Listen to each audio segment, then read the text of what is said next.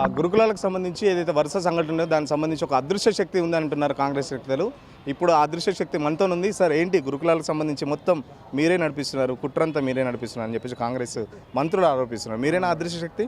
అదే ఆ కాంగ్రెస్ అదృశ్య శక్తిని పట్టుకోవడానికి మరి ఇంతమంది పోలీసులు, ఇంతమంది మినిస్టర్లు, ఇంతమంది ఎమ్మెల్యేలు వాళ్ళందరూ మరి ఎందుకు ఆ అదృశ్య శక్తిని పట్టుకుంటలేరు? రాండి, మా ఇంటికి రండి, లేకపోతే ఇంకెక్కడికన్నా రండి. మీరు ఎక్కడ రమ్మంటే నేను అక్కడికి వస్తాను.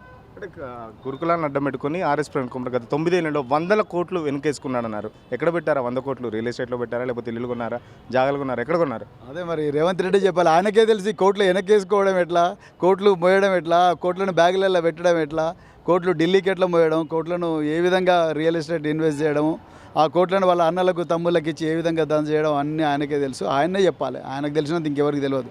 నేను ఎక్కడ పెట్టినా, 1000 కోట్లు ఎక్కడ పెట్టినా, దానివల్ల ఎన్ని ఎకరాల భూములు కొన్నా, ఎన్ని వజ్రాలు కొనుక్కున్నా, ఎన్ని బంగారం కొనుక్కున్నా, ఎన్ని తులాలు, అవన్నీ ఆయనే చెప్పాలి. అంటే కొండా సురేఖ కూడా ఒక పెద్ద ఆరోపణ చేస్తున్నారు. శైలజ మరణం అయితే సహజ మరణం, లేకపోతే విశాఖనం. బీఆర్ఎస్కి అంత ప్రేమ ఉంటే ₹1 కోటి ఇవ్వచ్చుగా అని చెప్పేసి అంటున్నారు. వాళ్ళు ఇవ్వాలి కదా, ముందు వాళ్ళు ఇవ్వాలి. వాళ్ళ అధికారంలో ఉన్నారు. తెలంగాణ ప్రజలు వాళ్ళకు బీఆర్ఎస్కి ప్రేమ ఉండాలి, వాళ్ళకు ప్రేమ ఉండకూడదా?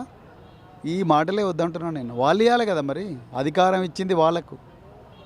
వాళ్ళను, ఈ పిల్లలను రక్షించమని వాళ్ళని కదా గద్దె మీద కూర్చోబెట్టింది తెలంగాణ ప్రజలు. ఇప్పుడు ఆమె అంత బాధ్యతారహితంగా ఎట్లా మాట్లాడుతుంది? అసలు ఆమెకు అర్హత లేదండి ఆ సీటు మీద కూర్చోవడం.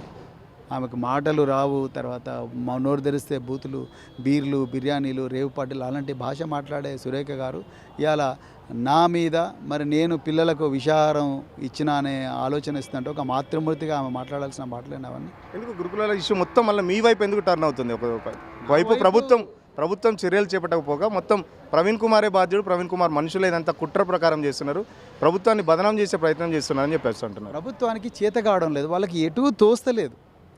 ఒకవైపు లగచెర్లలో రైతులు పోరాడుతున్నారు, ఇంకోవైపు దిలావర్పూర్లో రైతులు పోరాడుతూ ఉన్నారు, ఇంకోవైపు మూసి సుందరీకరణ పేరు మీద వీళ్ళు ఇల్లు కొడుతుంటే అక్కడ ప్రజలు బూతులు తిరుగుతూ ఉన్నారు.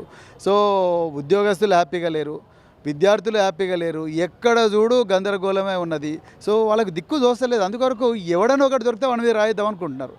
సో వాళ్ళకు ఈ గురుకులాలు, ప్రవీణ్ కుమారు ఆయన పేద పిల్లల గురించి మాట్లాడుతున్నాడు, వీళ్ళ మీద కూడా రాయేస్తే అయిపోతుంది, దాంతో ఈ సమస్య సర్దుమణుతుంది, ప్రజలందరూ కూడా ఎన్ని చోటు తిరుగుతారు, మన డబ్బుల ముట్టలు మోసుకొని పోవచ్చు ఢిల్లీకి అని అనుకుంటున్నారు. కాంగ్రెస్ వాళ్ళు అదే అంటున్నారు, ప్రతి దాంట్లో బీఆర్ఎస్ మాత్రమే వెనుకుండి ప్రతి దాంట్లో కుట్ర చేస్తున్నది అని చెప్పేసి అంటున్నారు. గురుకులకు సంబంధించి ఎస్పెషల్లీ ప్రవీణ్ కుమార్ ఇదే కాంగ్రెస్ నామరూపాలు లేకుండా చేద్దామన్నారేమో కాంగ్రెస్ వాళ్ళు. మరి ఇదే బీఆర్ఎస్ పార్టీని నామరూపాలు లేకుండా చేద్దామన్నారు కదా. కేసీఆర్ ఆనవాళ్ళు లేకుండా చేద్దామంటున్నారు. మరి వాళ్ళ స్పీచ్లో అంతా కూడా కేసీఆర్ పేరే, ఊకే కేసీఆర్ పేరే తీసుకొస్తున్నారు. అంటే ఏంది? కేసీఆర్ నీడ అంటేనే భయపడుతున్నారు, మా నీడలంటేనే భయపడుతున్నారు. అది పరిస్థితి. కేటీఆర్ తహతాలాడుతుండు జైలు పోవడానికి, అందుకే ఇవన్నీ చేస్తున్నాడు అని చెప్పి మంత్రి అంటున్నారు. పంపించాలండి జైలుకు, వాళ్ళని జైలుకు పంపించాలి. జైలుకు పోవాల్సిన వ్యక్తులు వాళ్ళు, జైలుకు పోయి వచ్చిన వ్యక్తులు వాళ్ళు. రేవంత్ రెడ్డి జైలుకు పోయి వచ్చాడు.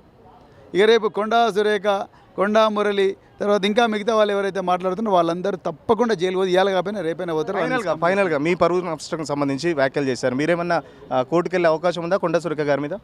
నేను అట్లాంటి నీచమైన వ్యాఖ్యలు, తెలంగాణ తిరస్కరించిన వ్యక్తులు ఏవైతే తప్పుడు ఆరోపణలు చేస్తున్నారో, మతిస్థిమితం లేని ఆరోపణలు చేస్తున్నారో వాళ్ళ మీద నేను పరువు నష్టం దావాలేసి నా విలువైన సమయాన్ని వేస్ట్ చేసుకుని ఆ సమయాన్ని నేను పేద ప్రజల కోసం వెచ్చిస్తాను. బహిరంగ చర్చకు సిద్ధం అంటున్నారు. ఎవరు మీతో బహిరంగ చర్చకు ఎవరు రావాలనుకుంటున్నారు? రెడ్డి రావాలి. వీళ్ళను ఈ మతిస్థిమితం లేని వ్యక్తులను పెడితే నేను చర్చ చేయను.